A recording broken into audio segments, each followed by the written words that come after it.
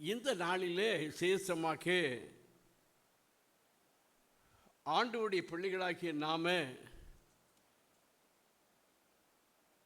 நாம் தேவனுக்கு நம்ம நன்றியுள்ளவர்களாக மட்டுமல்ல, நம்முடைய ஆண்டவருக்கு நம்ம புது பாடல்களை பாடி நம்முடைய நன்றிகளை நம்ம தெரிவிக்கக்கூடியவர்களாக இருக்கணும். விசேஷமாக வேதத்தில் வானங்களும் வானத்தில் உள்ளவைகளும் சமுத்திரங்களும் சமுத்திரத்தினுடைய உள்ளவைகளும் பூமியும் பூமியிலுடைய இருக்கிற எல்லாமே கர்த்தரை துதிக்க கடவது, கர்த்தரையை துதிக்க கடவது, கர்த்தரை துதிக்க கடவர்கள் என்று 119வது சங்கீதத்தில் நம்ம வாசிக்கிறோம். அருமையான கர்த்தருடைய பிள்ளைகளை விசேஷமாக இன்னும் நமக்கு எல்லாருக்கும் தெரியும், ஆண்டவரை ஏன் நம்ம துதிக்க வேண்டும் என்பதை குறித்து வேதத்தில் 1/3 பகுதி அருமையானவர்களே முக்கியத்துவம் அதுக்கு கொடுக்கப்பட்டு இருக்கிறது. ஆண்டவரை பாடி துதிக்கும்படியாக 1/3 பகுதியான அனுபவத்தை வேதத்தில் முழுவதுமாக சொல்லப்பட்டு இருக்கிறது. அருமையான கர்த்தருடைய ஆகவே அதை குறித்து வரக்கூடிய நாட்களை நம்ம வரிசையாக நம்ம பார்க்கலாம். இன்றைக்கு நேரமாக்குறதுனால கர்த்தருடைய பந்தி இருக்கிறபடினால அருமையான கர்த்தருடைய பிள்ளைகளே, முதலில் இஸ்ரவேல் ஜனங்கள் அவர்கள் ஆண்டவரை பாடி துதித்த இடம் எந்த இடம் என்று பாருங்கள். ஆதாமிலிருந்து வெளிப்படுத்தல் விசேஷம் வர வேதத்தில் எல்லா காரியங்களும் அநேக ஆண்டவரை துதிக்கிறார்கள், மகிமைப்படுத்துகிறார்கள். ஆனால் ஆரம்பத்தில் எப்பொழுது தேவ ஜனங்கள் ஆண்டவரை துதிக்க கற்றுக்கொண்டார்கள், எப்பொழுது ஆண்டவரை குறித்து பாடினார்கள் என்று பார்க்கும்போது அதற்கு முன்பதாக அவர்கள் ஆண்டவரை குறித்து பாடுகிறவர்களாக முடியாதவர்களும் இயலாதவர்களுமாக இருந்தார்கள். அதை குறித்து அவர்களுக்கு எந்த விதமான ஒரு உணர்வும் இல்லை. ஆனால் எப்பொழுது தேவ ஜனங்கள் ஆண்டவரை குறித்து பாட ஆரம்பித்தார்கள் என்று நம்ம வேதத்தில் பார்த்தா, அங்கே இஸ்ரவேல் ஜனங்கள் எகிப்தின் அடிமைத்தனத்திலிருந்து அவர்கள் விடுதலையாக்கப்பட்டு சிவந்த சமுத்திரத்தை கடந்து அக்கறைக்கு வந்து திரும்பி பார்க்கும்போது அவர்களை பின்தொடர்ந்து வந்த அந்த பார்வோன் சேனைகளையும் அந்த ரதங்களையும் அந்த வீரர்களையும் சமுத்திரத்திலே அவர்கள் மடிந்து அதிகாலை நேரத்தில் சமுத்திரத்தின் கரையில் அவர்கள் மிதக்கிற அந்த சடலங்களை பார்த்த போது தான் முதல்ல இஸ்ரவேல் ஜனங்கள் தங்களுடைய உள்ளத்தில் இருந்து ஒரு எழுப்புதலான ஒரு ஆவி புறப்பட்டு வந்து அவர்கள் என்ன செய்கிறார்கள், ஆண்டவரை என்ன செய்கிறாங்க, சமுத்திரத்தின் அக்கறையிலே கர்த்தர் அவ்விதமாக அவர்கள் பாடி தேவனை துதிக்கிறதை பாடுகிறதை வேதத்திலே நம்ம வாசிக்கிறோம். அந்த பாடலை வேதத்தில் நம்ம என்ன செய்கிறோம், இது மோசேயினுடைய பாடல், ஆட்டுக்குட்டியானவருடைய பாடல் என்று வேதத்தில் அதை குறித்து சொல்லப்பட்டிருக்கிறது. நீங்கள் யாத்திராகமம் புஸ்தகத்தில் நம்ம வாசித்து பார்ப்பீர்கள் என்றால் 15ஆம் அதிகாரம் 1-2வது வசனத்தை வாசிங்க.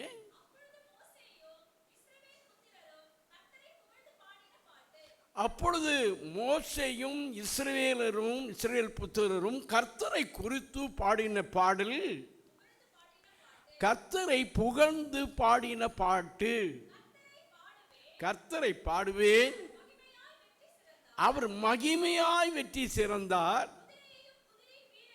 குதிரையையும் குதிரை வீரனையும் கடலிலே தள்ளினார்.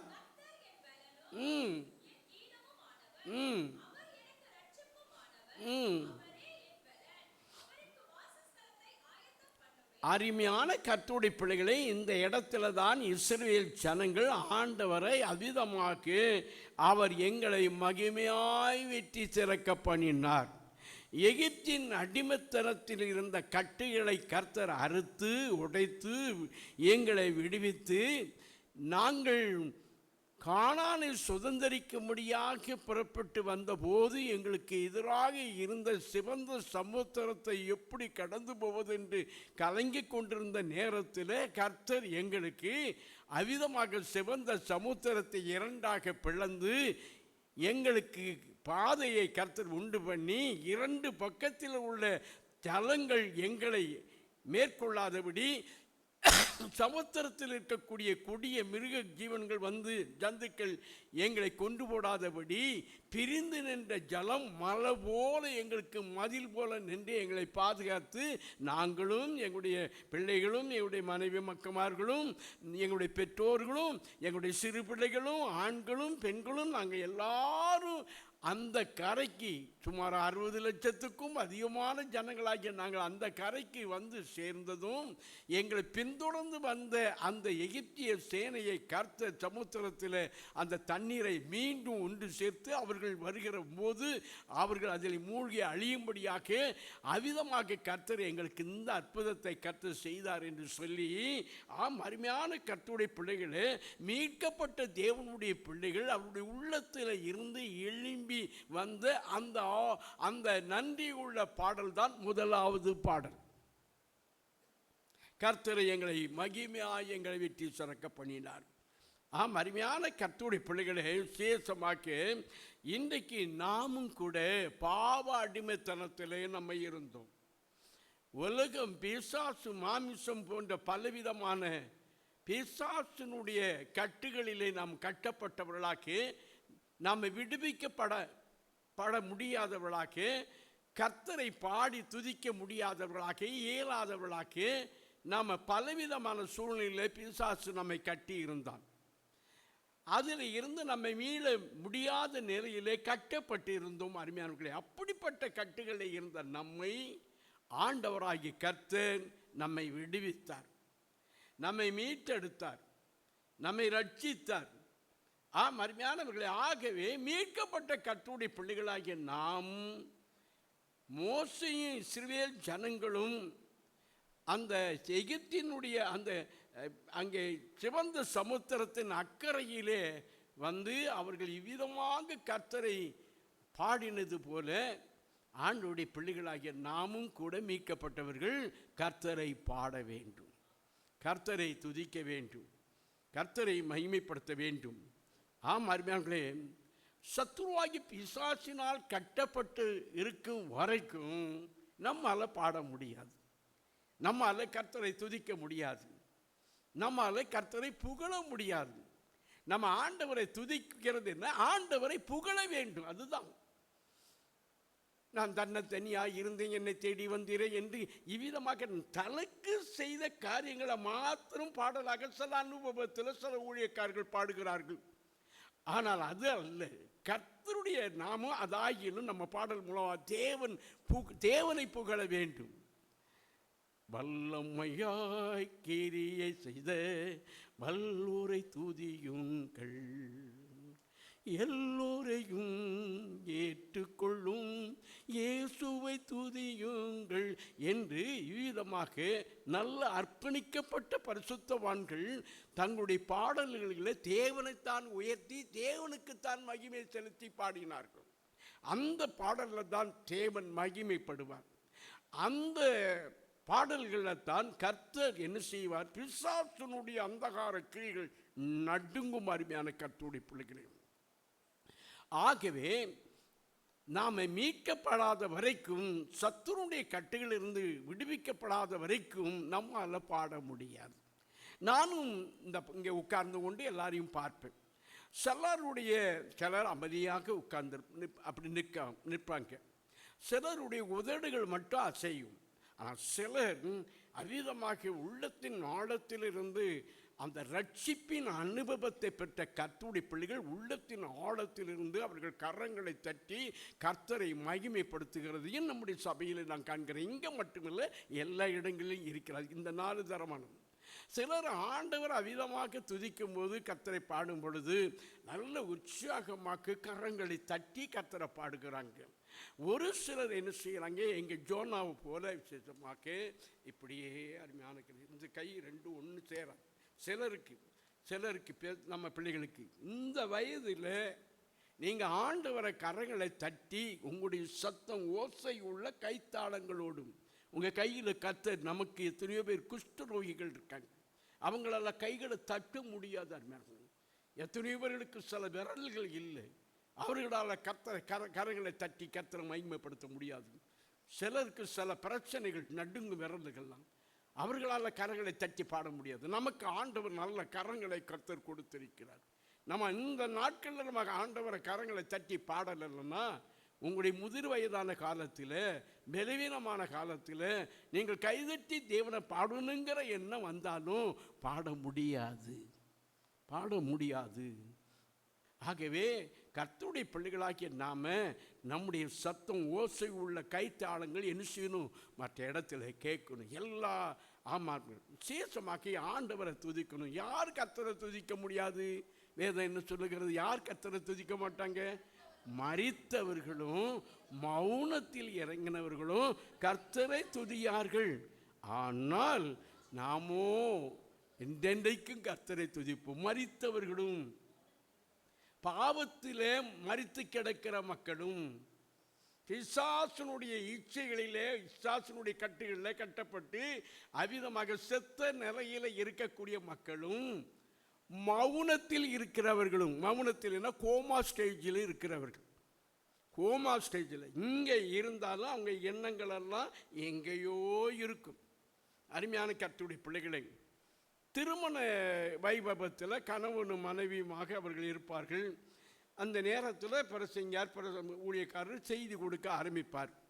ஆனால் அந்த செய்தி என்ன செய்தி கொடுத்தார் என்று சிலர் இன்ட்ரெஸ்டாக ரசிக்கப்பட்ட பிள்ளைகளுக்கு மட்டும் அதை உன்னிப்பாக கவனிப்பாங்க, கேட்பாங்க.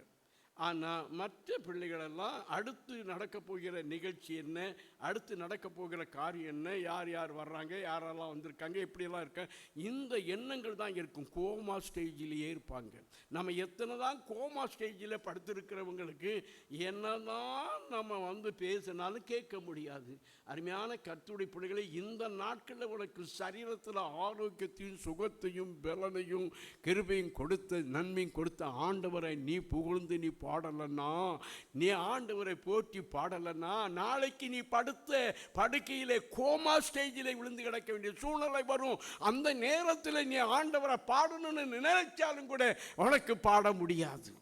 அதைத்தான் சங்கீதக்காரன் சொல்கிறான். மரித்தவர்களும், பாவத்தில் மரித்து கிடக்கிற, உலகத்தில் மரித்து கிடக்கிற, அவ்விதமாக பிசாசுக்கு மரித்து கிடக்கிற மரித்தவர்களும், மௌனமாக இருக்கிற கோமா ஸ்டேஜில் உலக ஆசை, உலக சிற்றின், உலகத்தினுடைய காரியங்கள், இதுதான் அவர்களுடைய சிந்தனையாக இருக்கும்.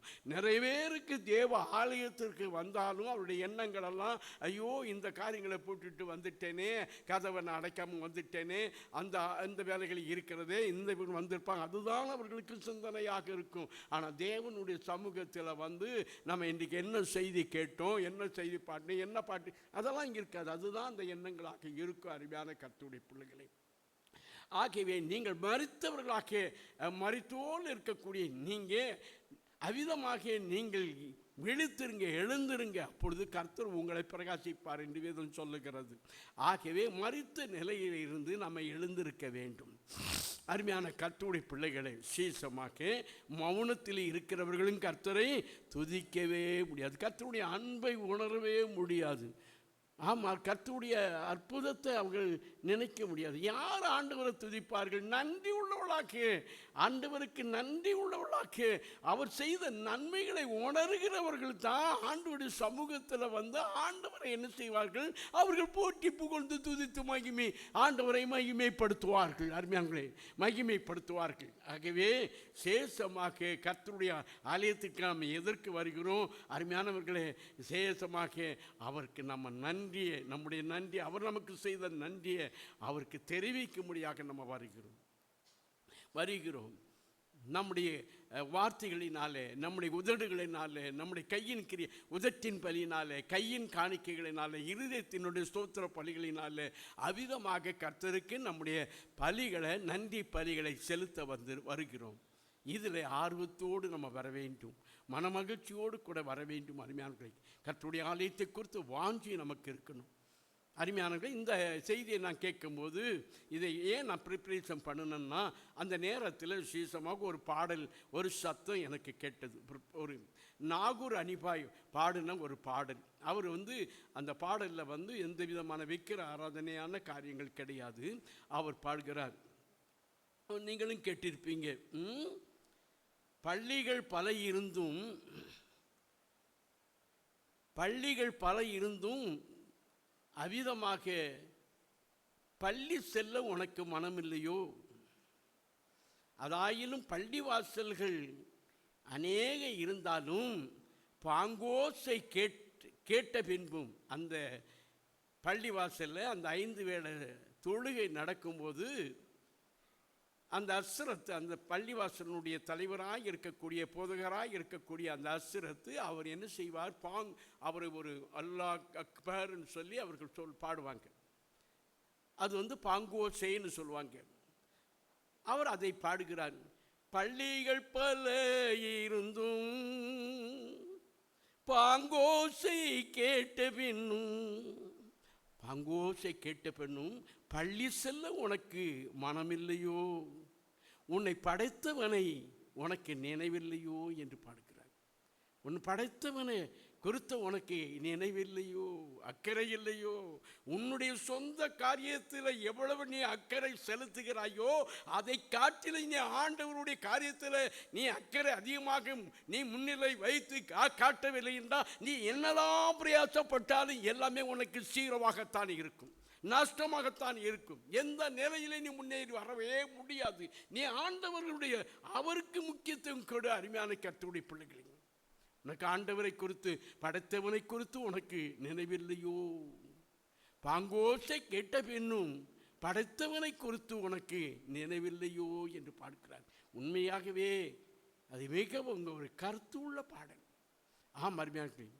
ஆகவே சேசமாக்க அவர்களுக்கு அப்படிப்பட்ட ஒரு நம்பிக்கை இருந்து, அந்த நேரத்தில் அந்த பாங்கோசை கேட்டாலே உடனே நீங்கள் போங்க, ஒரு முறை போய் பாருங்க. திருவல்லிக்கேணி, பாரிஸு, இப்படியாக இஸ்லாமிய சமூகத்தை சேர்ந்த பிஸ்னஸ் நடத்துகிற வணிகர்களுடைய வளாகங்களுக்கெல்லாம் நீங்கள் செல்வீர்கள் என்றால், அந்த பாங்கோசை கேட்டதும் அவர்கள் எப்பேற்பட்ட எவ்வளவு வியாபாரம் உயர்ந்தாலும் கூட அவர்கள் கடையை அடைத்து விட்டு, அவர்கள் மட்டுமல்ல, அந்த பள்ளிவாசல் அவர்களுடைய தொழிலில் ஈடுபட்ட அத்தனை பேரும் பள்ளிவாசலுக்கு சென்று அங்கே ஆண்டவனை முதலாவது தேடுகிறார்கள். அருமையான. ஆனால் இப்பேற்பட்ட பரிசுத்தமுள்ள ஆண்டவராகிய கர்த்தர் யார் என்பதை நமக்கு அறிந்திருந்தும் தெரிந்திருந்தும், ஆம் அருமையான கர்த்தருடைய பிள்ளைகளை, அந்த படைத்த நம்முடைய ஆண்டவராகிய கர்த்தரை குறித்து நமக்கு நினைவு இருந்தா, அந்த அக்கறை இருந்தா, அருமையான கர்த்தருடைய பிள்ளைகளை, 9 மணிக்கு ஆராதனைக்கு 10:30 மணிக்கு கடைசி சீட்டிலையோ முன்னால் உள்ள சீட்டையோ தேடி உட்காருவது நியாயமா? கொஞ்சமாயிலும் யோசித்து பார்ப்பீர்களா அருமையானவர்களே? ஆகவே நம்முடைய இந்த வரக்கூடிய நாட்களில் ஆண்டவரை முதலாவது தேடுங்க. ஆண்டவரை தேடுங்க, ஆண்டவருடைய சமூகத்தை தேடுங்க, அதை நித்தமும் நீங்கள் தேடுங்க. அப்பொழுது அருமையான கர்த்தருடைய பிள்ளைகளே, உங்களுக்கு நீ விரும்புகிற காட்டிலும் அதிகமாய் கர்த்தர் உங்களுக்கு கொடுக்க அவர் வல்லவராக இருக்கிறார். அவைத்தான் அவர் நல்லவர் என்பதை முதலாவது ருசித்து பாருங்கிறார். நீங்கள் ருசித்து, இன்னும் நீங்களே ருசித்து பார்க்காதபடி, அந்த அனுபவத்தை நீங்கள் பார்க்காதபடி மற்றவர்களுக்கு எப்படி ஆண்டவரை பற்றி நீங்கள் சொல்ல முடியும்? கர்த்தருக்கு முக்கியத்துவம் கொடுங்க. விசேஷமாக ஏசாயா 35:10 சொல்லப்பட்டிருக்கிறது. உங்களுக்கு எல்லாருக்கும் தெரியும். கர்த்தரால் மீட்கப்பட்டவர்கள் ஆனந்த களிப்புடன் பாடி. பாருங்கய்யா, ஆண்டவரால் மீட்கப்பட்ட கர்த்தருடைய பிள்ளைகளுக்குத்தான் ஆனந்த களிப்பு இருக்கும், சந்தோஷம் இருக்கும். தாவீது பாவத்திலும் உலகத்திலும் மற்ற அநேக காரியத்தில் அவனும் தவறியிருந்தவனாகத்தான் இருந்தான். உணர்த்தப்பட்டான், உருவாக்கப்பட்டான், ஒப்பு கொடுத்தான், தீர்மானம் பண்ணினான். தேவ சமூகத்தில் தன்னை தாழ்த்தி ஒப்பு கொடுத்து, இனி ஆண்டவரை நான் அவ்விதமாக தேடுவேன் என்ற ஒரு சூழ்நிலைக்கு தன்னை அர்ப்பணித்தான். அவன் சொல்லுகிறான், அவர் நல்லவர் என்பதை நான் அறிந்தேன். அவரை நான் தேடாத நாட்களில் நான் இப்படிப்பட்ட சூழ்நிலை, இந்த வேதனை, இந்த கஷ்டம், இந்த துன்பம், இந்த பாடுகளெல்லாம் என்னை சூழ்ந்தது. அதனால நான் இவ்வளவு உபத்திரங்களெல்லாம் நான் அனுபவித்தேன். இப்பொழுது நான் அதை தெரிந்து கொண்டேன். ஆண்டவர் எனக்கு ஏன் இந்த உபத்திரங்களை கர்த்தர் கொடுத்தார் என்பதை நான் புரிந்து கொண்டேன். புரிந்து என்னுடைய உபத்திரத்திற்கு நான் தான் காரணம் என்று அறிக்கை ஒப்பு கொடுத்தேன். நான் உபத்திரப்பட்டது நல்லது. அதனால உம்முடைய பிரமாணங்களை நான் என்ன செய்தேன்? கற்றுக்கொண்டேன். உம்முடைய பிரமாணங்களை நான் கற்றுக்கொண்டேன். உம்முடைய கட்டளைகளை கற்றுக்கொண்டேன். உம்முடைய கற்பனைகளை நான் கற்றுக்கொண்டேன். கர்த்தருடைய நாளாகிய கற்பனைகளை கற்றுக்கொண்டேன். 5வது கற்பனையாக இருக்கக்கூடிய ஓய்வு நாளை பரிசுத்தமாய் ஆசரிக்க நினைப்பாயாக. 6 நாளும் நீ வேலை செய்வாயாக. உன்னுடைய குடும்பத்திற்காக, உனக்காக நீ வேலை செய்வாய். 7வது நாளோ கர்த்தருடைய நாள். அது என்னுடைய நாள். அது என்னுடைய நாள். அதில் நீ ஆனாலும் சரி, உன் குமாரனானாலும் சரி, உன் குமாரத்தி ஆனாலும் சரி, உன் வீட்டில் இருக்கக்கூடிய வேலைக்காரர்களாக இருந்தாலும் சரி, உன் வீட்டில் வந்திருக்கிற அந்நியனாளாக இருந்தாலும் சரி, யாதொரு வேலையும் நீங்கள் செய்யக்கூடாது. கர்த்தர் 6 நாளை கர்த்தர் உண்டாக்கி எல்லாவற்றையும் சிருஷ்டித்து 7வது நாளிலே அவர் ஓய்ந்திருந்தார். ஓய்ந்திருந்து அவர் செய்த மகத்துவம், அவருடைய கரத்தின் கிரியைகளையும் அவருடைய வல்லமையான காரியங்களையும் அவர் படைப்புகளையும் கண்டு அவர் தியானித்து மகிழ்ந்தார், சந்தோஷப்பட்டார், தியானித்தார். ஆகவே நீயும் கூட கர்த்தருடைய நாளை அவிதமாக்க ஓய்ந்திருப்பாயாக. நீ கர்த்தருடைய நாளை மனமகிழ்ச்சி நாளாகும். அதை கர்த்தருடைய நாள் என்று நீ நினைத்து உன் சொந்த வேலைகளை தவிர்த்து உன்னுடைய கைகளை விலக்கி, நீ எங்கேயாயிலும் பிரயாணமாக மற்ற காரியங்களுக்கு போவதற்கு உன் கால்களை விலக்கி, நீ கர்த்தருடைய நாள், இது கர்த்தருக்குரிய நாள், நான் அந்த நாளை நான் வஞ்சிக்க மாட்டேன், அதை நான் எனக்கு என்று என்னுடைய சுய காரியங்களுக்காக எடுத்துக்கொள்ள மாட்டேன், அது கர்த்தருடைய நாள். என்னுடைய முழங்கால்கள் கர்த்தருடைய சமூகத்தில் வந்து முழங்கால் படிட்டு ஆண்டவர் இந்த வாரம் முழுவதும் எனக்கு பாராட்டின அவருடைய நன்மைகளையும் கிருபைகளையும் பாதுகாப்பையும் எண்ணி ஆண்டவருக்கு நன்றி செலுத்தும்படியாக என்னுடைய கால்கள் உம்முடைய பரிசுத்த ஸ்தலத்தில் வந்து நிற்க வேண்டும்.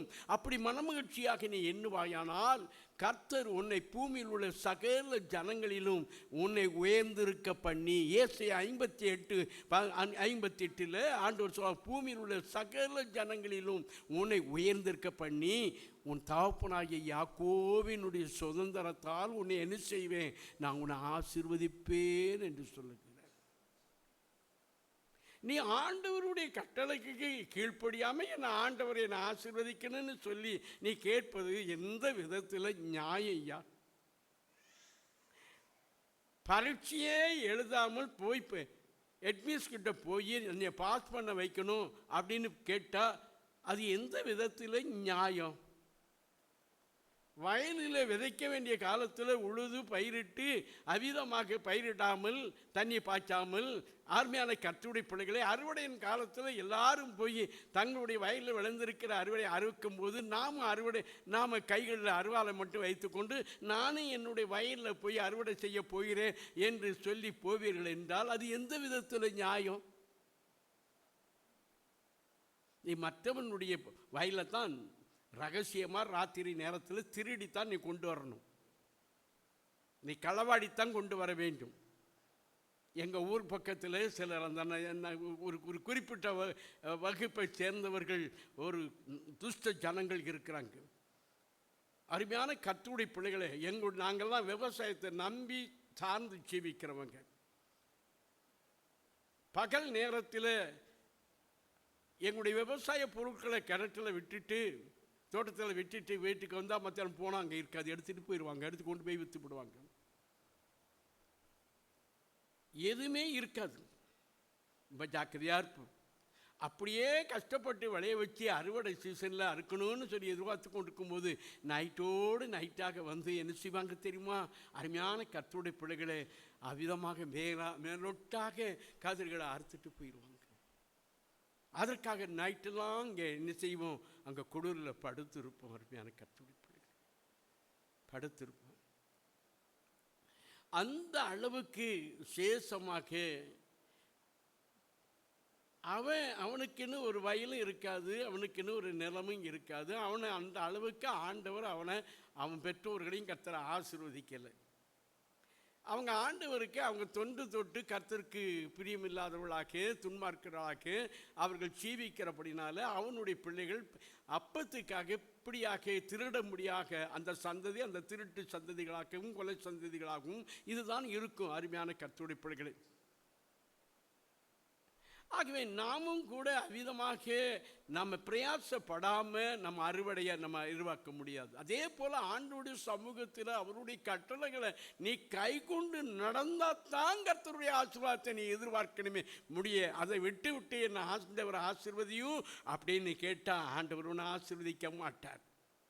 அதை விட்டு விட்டு நீ எந்தையோ செலிப்ரேஷன் சென்டருக்கு போனாலும் சரி, அது மட்டுமில்லை பெரிய கல்யாண மண்டபங்களுக்கு சென்றாலும் சரி, பெரிய தோட்டங்களுக்கு சென்றாலும் சரி, பிரபலமான ஊழியக்காரரிடத்தில் போய் நீ ஜெபித்தாலும் கூட அந்த ஜெபத்திற்கு ஆண்டவர் பதில் கொடுக்கவே மாட்டார். ஆகவே அருமையான கர்த்தருடைய பிள்ளைகளே, நீ கர்த்தருடைய மனமகிழ்ச்சி நாளாக நீ எண்ணி வரக்கூடிய நாட்களில் எத்தனை நாட்கள் ஆண்டவரே இந்த வருஷத்தில் நான் ஆலயத்திற்கு சென்றேன், ஆராதனைகளுக்கு சென்றேன், உபவாச நாட்களுக்கு சென்றேன், திறப்பின் வாயிலில் நின்று அழிந்து கொண்டிருக்கும் ஆத்துமாக்களுக்காக கண்ணீர் விட்டு நான் சிந்தினேன். ஆண்டவரை குணப்படாத மக்கள் குணப்படணுமே, ரட்சிக்கப்படாத மக்கள் ரட்சிக்கப்பட வேண்டுமே, நித்தமும் நரகத்தை நோக்கி ஓடிக்கொண்டிருக்கும் மக்களை ஆண்டவரை என்னுடைய முழங்காலுடைய ஜெபத்தின் மூலமாக நான் கண்ணீர் சிந்த வேண்டுமே என்று எவ்வளவு கண்ணீர் நான் விட்டேன் என்பதெல்லாம் நீ நினைவு கூறு.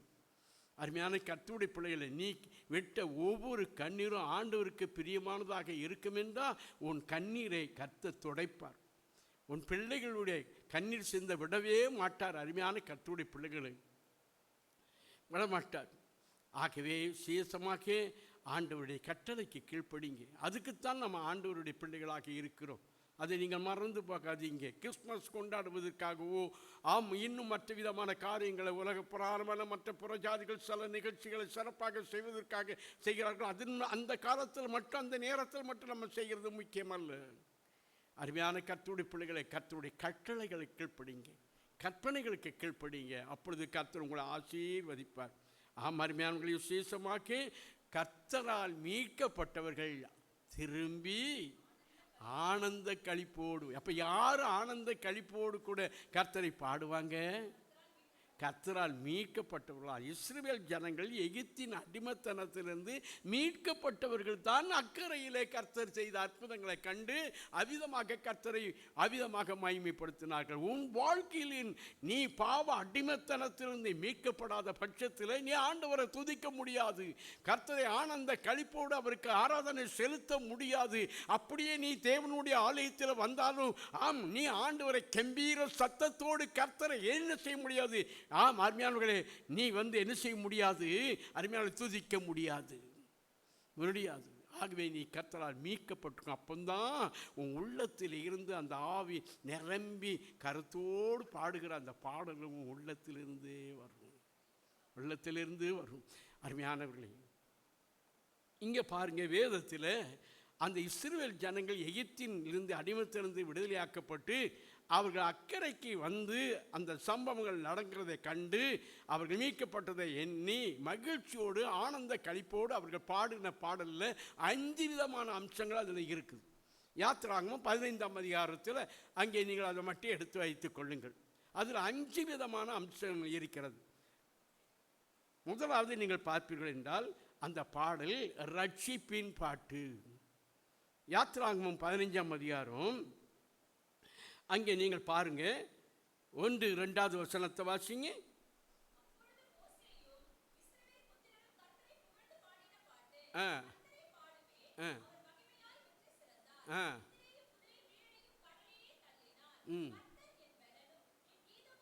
கர்த்தர் என் கீதமும் அவர் எனக்கு கர்த்தர் என் பெலனும் என் கீதமும் ஆனவர், அவர் எனக்கு ரட்சிப்பும் ஆனவர், அவரே என் தேவன். அருமையான கர்த்தருடைய பிள்ளைகளே, முதலாவது பாடல் ரட்சிப்பின் பாடல். அவர் எனக்கு ரட்சிப்பும் ஆனார். அவர் எகிப்தின் அடிமைத்தனத்தில் இருந்த என்னை விடுதலையாக்கினார், ரட்சித்தார். சிவந்த சமுத்திரத்தின் நடுவில் என்னை ரட்சித்தார். என்னை பின்தொடர்ந்து வந்த பார்வோனுடைய சேனைகள், இன்று கண்ட எகிப்தியர்கள் இனி ஒரு காலம் எங்களை தொடராதபடி எங்களுடைய சத்துருக்களை அவிதமாக சமுத்திரத்தில் மூழ்கடித்தார், எங்களை ரட்சித்தார், எங்களை மீட்டெடுத்தார் என்று நன்றி உள்ள இதயத்தோடு அந்த ரட்சிப்பை பெற்றவர்கள் அந்த ரட்சிப்பை குறித்து பாடினார்கள். ஆகவே தேவ சமூகத்தில் அவிதமாக வந்து மௌனத்திலும் அவிதமாக மரித்தவர்களாக நின்று கொண்டு நீங்கள் இந்த ரட்சிப்பின் அனுபவம் உங்களுக்கு இல்லைன்னா நீங்கள் பாட முடியாது, நீங்கள் ஆண்டவரை துதிக்க முடியாது, உங்களை யாரும் கட்டுப்படுத்தவும் முடியாது. பக்கத்தில் யார் என்னை எப்படி பார்ப்பாங்க என்று அவிதமாக நினைக்கவும் மாட்டார்கள்.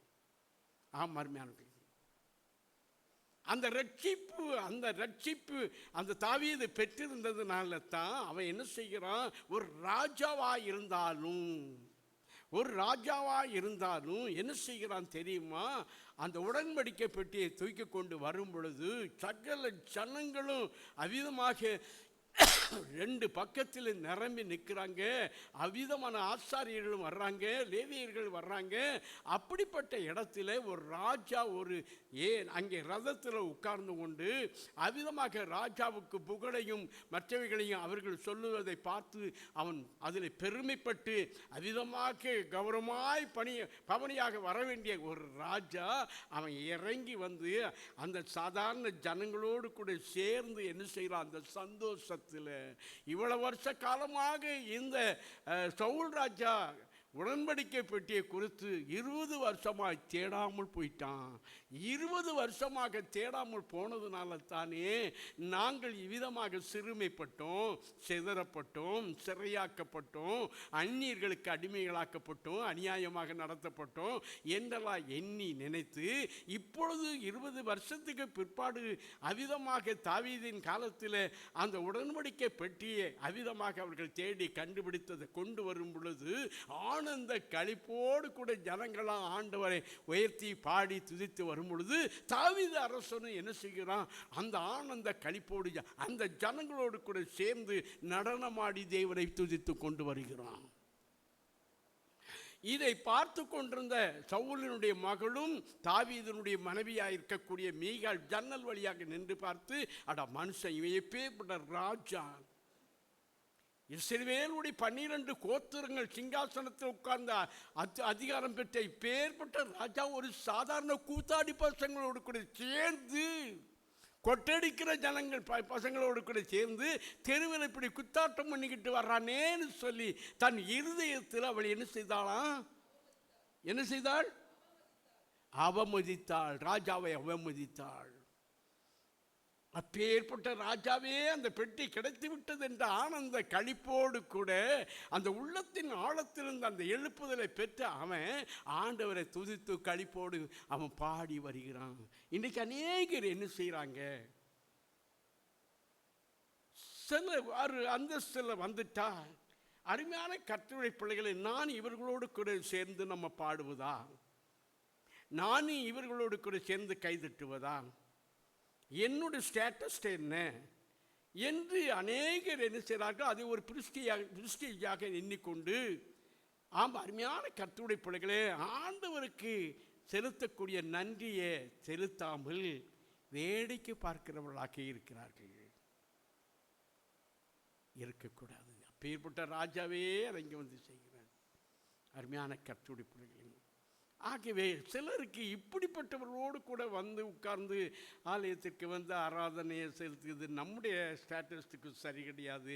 அவை நமக்கு ஏற்ற இடத்தைத்தான் நம்ம தெரிந்து கொள்ளணும்னு சொல்லித்தான் இன்றைக்கி அநேகர் அந்த சொல்லுவேன்.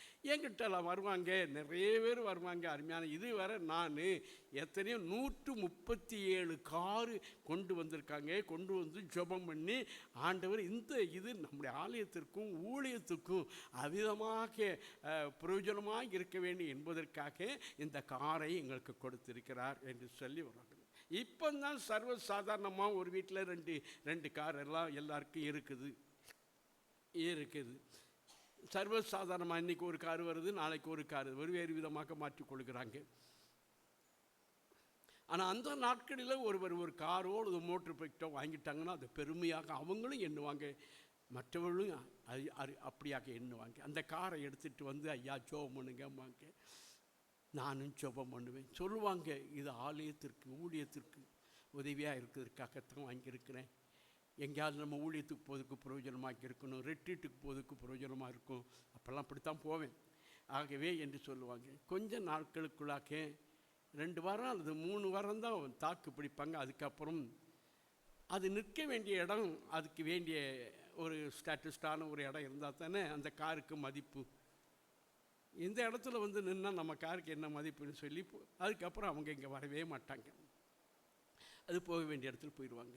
ஆகவே அருமையான கர்த்தருடைய பிள்ளைகளை,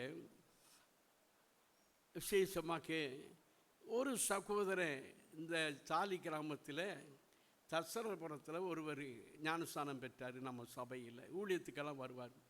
அவருடைய பேர் பாண்டியன். அவருக்கு என்ன பட்ட பேர் தெரியுமா? நம்ம பிள்ளைகள் இருக்காங்க, ரேச்சல் சிஸ்டர் இருக்காங்க, உங்களுக்கெல்லாம் தெரியும். வளகுலா பாண்டியன்னு சொல்லுவாங்க. தெரியுமா பிரதர் மோசஸ்? வளகுலா பாண்டியன் தெரியாது? இந்த பால்காரர் இருக்கார்ல, இந்த பால் கடை வச்சுருக்காங்க இல்லையா, அவங்களுடைய அக்கா புருஷன். தசரபுரம் ஈசி சர்ச்சுக்கு ஏற்றவள அந்த தெருவில் அவருக்கு பேர் வளகுலா கலகுலான்னு பேசுவார். அதனால் அவருக்கு பேர் வளகுலா பாண்டியன்னு சொல்லுவாங்க. அவங்க வந்து ஞானஸ்தானம் எடுப்பார், ஊழியத்துக்கெல்லாம் ரொம்ப ஆர்வமாக இருப்பார். அதுக்கப்புறம் ஒரு நாள் சர்ச்சுக்கே வரல, 3 வாரம் வரல. ஏயா நீங்கள் வரலன்னு? உங்கள் சர்ச்சில் ஒரு கார் கூட இல்லையே, ஒரு கார் கூட வந்து நிற்கலையே, எல்லாம் வந்து பஞ்சத்து ஆண்டிகளும் பரம்பரை ஆண்டிகளாகத்தான் உங்கள் சபையில் வர்றாங்க, செருப்பு தைக்கிறவங்களும் முடிதிருத்துறவங்களும் தானே உங்கள். இப்படியே சொல்கிறாங்க. அருமையான கடைசிக்கு கொஞ்சம் நாள் கழிச்ச பிற்பாடு பார்த்தா ஃபுல்லாக வேண்டல் ஆகிப்போச்சு, பரிதாமல் போயிட்டார், இறந்துட்டார். ஆமாம், காரை வைத்து சர்ச்சையை என்ன செய்கிறாங்க, அடையாளம் போடுறாங்க. கூட்டத்தை வச்சு சர்ச்சையை அடையாளம் பண்ணுறாங்க. ஊழியக்காரர்களுக்கும் அடையாளம் போடுறாங்க. ஆனால் அங்கே கர்த்தர் இருக்கிறாரா இல்லையாங்கிறத யாருமே பார்ப்பது கிடையாது. இங்கே கர்த்தர் இருக்கிறாருன்னா இங்கே வாங்க, கர்த்தர் இங்கே இல்லை அப்படின்னு தெரிஞ்சால் எங்கே இருக்கிறாரோ தேடி நீங்கள் போய்க்கிங்கன்னு தான் நான் எல்லா இடத்துலையும் நான் சொல்லுவேன். எல்லா நாட்களிலும் கர்த்தர் மெய்யாவே இந்த ஸ்தலத்தில் இருக்கிறார் என்று உங்களுடைய உணர்வை ஊக்கப்படுத்தி அல்லேலூயா சொல்லுங்கன்னு சொல்லி நான் எதிர்பார்க்கிறவன் அல்ல. உங்களுடைய இருதயத்தை பார்க்கிற ஆண்டவராகிய கர்த்தர் உங்களுடைய இந்த வார்த்தைகள் உங்கள் உள்ளத்தில் உங்களுக்கு பிரயோஜனமுள்ளதாக எச்சரிப்பை உண்டாக்கி எங்களை உணர்த்தி எங்களை உருவாக்கக்கூடியதாக இருக்கிறதா என்பதை பார்த்து அப்பேற்பட்ட செய்தியினால் எங்களை சுத்தப்படுத்தி எங்களை உணர்த்தி எங்களை பரிசுத்தப்படுத்தி அவருடைய வருகைக்கு எங்களை ஆயத்தப்படுத்துகிறாரே என்று சொல்லி நீங்கள் ஆண்டவருக்கு நன்றி செலுத்தணும். சரி, அப்படி என்றால் முதலாவது ரட்சிப்பின் பாட்டு. நீங்கள் ரட்சிக்கப்பட்டிருக்க வேண்டும், பாவத்திலிருந்து விடுதலையாக்கப்பட்டிருக்கணும், உலகத்திலிருந்து விடுதலையாக்கப்பட்டிருக்கணும், பிசாசின் அடிமைத்தனத்திலிருந்து விடுதலையாக்கப்பட வேண்டும், ஜாதி சங்கங்கள் இப்படிப்பட்ட சூழ்நிலையில் இருந்து நீங்கள் விடுதலையாக்கப்பட்டிருக்க வேண்டும். அருமையான கர்த்தருடைய பிள்ளைகளை, உலகத்தினுடைய பாரம்பரியங்கள் இருந்து நீங்கள் விடுதலையாக்கப்பட்டிருக்கணும். உலக மக்களுடைய அவர்களுடைய செயல்பாடுகளைப் போல நம்முடைய செயல்பாடுகள் இல்லாதபடி அதிலிருந்து வேறு பிரிக்கப்பட்டவளாக நம்ம இருக்க வேண்டும். அப்படிப்பட்ட பெற்றாதான் நமக்கு உண்மையான அந்த ரட்சிப்பு நமக்குள்ளே இருந்தால் நிச்சயமாக நீங்கள் 10 மணிக்கு நீங்கள் ஆலயத்துக்கு கை வீசிக்கிட்டு வரவே மாட்டீங்க. ஆலயத்துக்கு முன்னாடியே வருவீங்க, ஆண்டவருடைய ஆலயத்துக்கு முன்னாடியே வருவீங்க. அருமையான கர்த்தருடைய பிள்ளைகளே, அநேக சாட்சிகளை உங்களுக்கு சொல்லியிருக்கிறேன். அநேக சாட்சிகளை சொல்லியிருக்கிறேன். அருமையான கர்த்தருடைய பிள்ளைகளே, அநேக